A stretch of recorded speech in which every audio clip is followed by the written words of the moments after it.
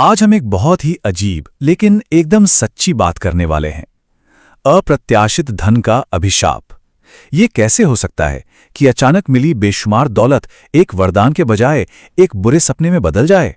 आइए इस हैरान कर देने वाली हकीकत को थोड़ा और करीब से समझते हैं।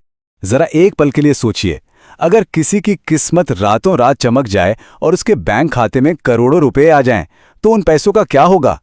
घर, गाड़ी, दुनिया घूमने का प्लान एक सपने जैसा लगता है ना। लेकिन जैसा कि कहते हैं ना, ये सपना बहुत जल्दी एक डरावने सपने में तब्दील हो सकता है। और ये कोई सुनी सुनाई बात नहीं, बल्कि बहुत से लोगों की कड़वी हकीकत है। तो आज के इस विश्लेषण में हम देखेंगे कि कल्पना और हकीकत में कितना फर्क है।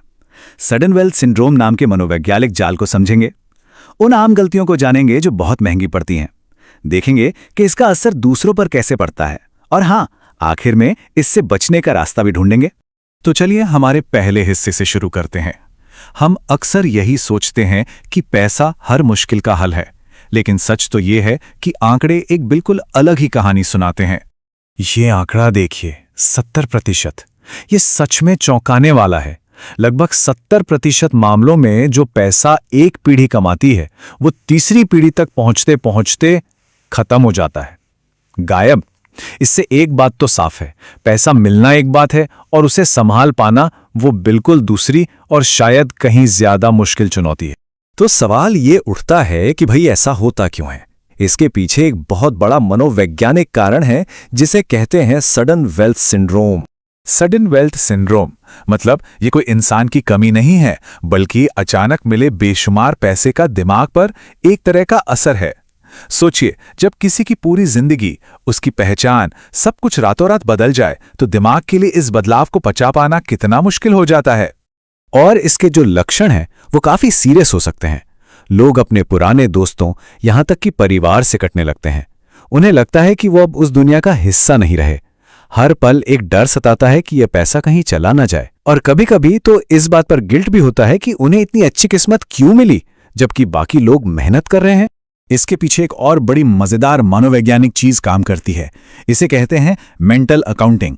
इसका सीधा सा मतलब है कि हमारा दिमाग मेहनत से कमाए गए 100 रुपए और लॉटरी में जीते 100 रुपए को अलग अलग नजर से देखता है। जो पैसा मुफ्त में मिला हो वो असली पैसा नहीं लगता, और इसीलिए उसे उड़ाने में जरा भी देर नहीं लगती। ये कहानी सुनिए, मेंटल अकाउंटिंग का परफेक्ट उदाहरण है। एक कपल को एयरलाइन से कुछ खोए हुए सामान के बदले $300 मिले। जानते हैं उन्होंने क्या किया? उन्होंने फौरन $225 एक ऐसे महंगे डिनर पे उड़ा दिए जो वो अपनी सैलरी से करने की कभी सोचते भी नहीं। क्यों? क्योंकि वो पैसा उन्हें हवाई लगा था, तो उसे उड़ाने में कोई अफसोस नहीं। अच्छा, तो हमने मनोवैज्ञानिक वजूहों को तो समझ लिया। अब आते हैं उन असल गलतियों पर। मतलब वो कौन से कदम हैं जो लोगों को सीधे बर्बादी की तरफ ले जाते हैं। देखिए, एक्सपर्ट्स के हिसाब से ना बर्बादी का एक सेट पैटर्न है। पहला, पैसों की समझ ही नहीं होना। दूसरा, लाइफस्टाइल को अचानक इतना खर्चीला बना लेना कि वो संभाले ना संभाले। तीसरा, दोस्तों रिश्तेदारों का दबाव, हर कोई पैसे मांगने लगता है। और चौथा, गलत सलाह पर भरोसा करके स्कैम्स या बुरे इन्वेस्टमेंट में फंस जाना। ये सिर्फ बातें नहीं हैं, असल कहानियां हैं। जैसे केन प्रॉक्सेमायर, जिन्होंने बेहिसाब खर्च किया और एक ऐसा बिजनेस शुरू किया जो बहुत तेजी से डूब गया। या फिर जॉन रॉबर्ट्स, जिन्होंने अपनी सारी दौलत सुपर कारों और एक घाटे वाले पब में लगा दी। और जेनेट ली, $18 मिलियन जीतने के बाद उन्होंने इतना दान किया और क्रेडिट पर इतना खर्च किया कि आखिर में दिवालियां हो गईं। लेकिन रुकिए, कहानी यहीं खत्म नहीं होती। इस अचानक मिली दौलत का असर सिर्फ जीतने वाले पर नहीं, बल्कि उसके आस पड़ोस पर भी पड़ता है, और वो भी बड़े ही हैरान करने वाले तरीकों से। क्या ऐसा हो सकता है कि किसी पड़ोसी की लॉटरी लगे और उसकी वजह से किसी दूसरे की आर्थिक हालत खराब हो जाए? सुनने में बहुत अजीब लगता है ना? लेकिन रिसर्च यही कहती है, जब किसी मोहल्ले में कोई बड़ी लॉटरी जीतता है तो उसके पड़ोसी एक तरह की होड़ में, दिखावे के चक्कर में ज्यादा खर्च करने लगते हैं, और नतीजा, उनकी अपनी माली हालत बिगड़ जाती है और कुछ मामलों में तो वो दिवालिया तक हो जाते हैं। ये दिखाता है कि पैसे का सामाजिक दबाव कितना ज्यादा हो सकता है। तो क्या इसका मतलब यह है कि अचानक पैसा मिलना हमेशा बुरा ही होता है? नहीं, ऐसा बिल्कुल नहीं है। अगर सही कदम उठाए जाएं तो इस पूरे जाल से आसानी से बचा जा सकता है। सबसे पहला और सबसे जरूरी कदम प्रोफेशनल मदद लेना। एक अच्छा फाइनेंशियल एडवाइजर आपको भावनाओं में बहकर गलत फैसले लेने से बचा सकता है। वो सच में एक सेफ हैंड्स की तरह होते हैं जो इस मुश्किल और कंफ्यूजिंग समय में रास्ता दिखाते हैं। तो एक सीधा साधा प्लान क्या हो सकता है? 4 कदम है। पहला, शांति से काम लें, कोई भी फैसला जल्दबाजी में ना करें। दूसरा, अपनी एक टीम बनाएं जिसमें फाइनेंशियल एडवाइजर हो, एक वकील हो और हां, इमोशनल सपोर्ट के लिए एक थेरेपिस्ट भी।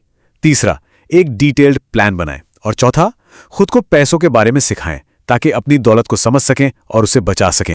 लॉटरी जीतने वालों के सामने अक्सर एक बड़ा सवाल होता है, सारा पैसा एक साथ लें या फिर हर साल किश्तों में।